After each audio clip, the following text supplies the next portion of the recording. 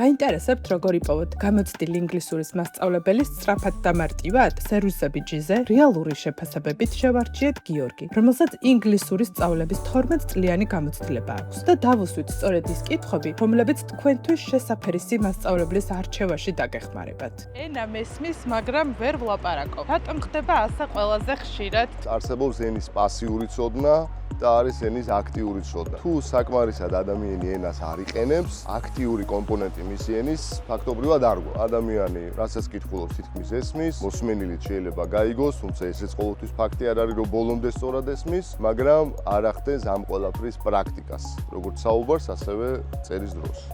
საუბარი თუ გრამატიკა, რაზე უნდა გავაკეთოთ თავიდან აქცენტი, თუ თავისუფლად ლაპარაკი გვინდა? ზოგადად გამიჯნა ენის შესწავლისას გრამატიკისა და საუბრის, ეს უფრო მარკეტინგული ხრიკია, ვიდრე შედეგის მიღების საშუალება. ყველა გაკვეთილი ნებისმიერ დონეზე, დამწყებიდან დაწყებული ალბათ B2 C1 დამთავრებული, უნდა მოიცავდეს გრამატიკულ ნიუანსებსაც, ოღონდ ზედმეტი წესების გარეშე და ამის პრაქტიკაში მოყვანასაც. რეალურად რამდენი დროა საჭირო, რომ შედეგი მივიღოთ?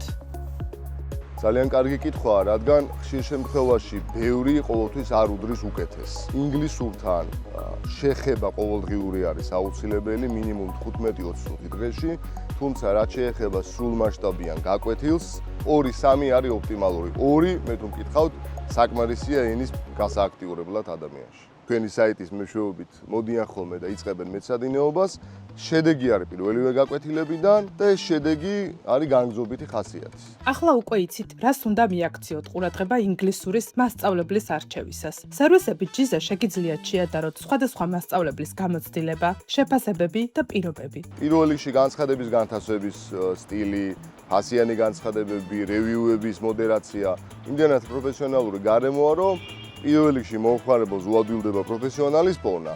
შესაბამისად, პროფესიონალისთვის მარტივი არის ამ გარემოში თავის დამკვიდრება. ონლაინ ვამეცადინებ, იქიდან გამომდინარე, რომ ხალხისთვისაც მოსახერხებელია ეს სწავლება. მეორე მხრივ, იმიტომ რომ ჩემი პირველადი საქმიანობა არის სასულიერო პირობა. საქართველოს მართლმადიდებელი ეკლესიის დეკანოზი გახლავართ.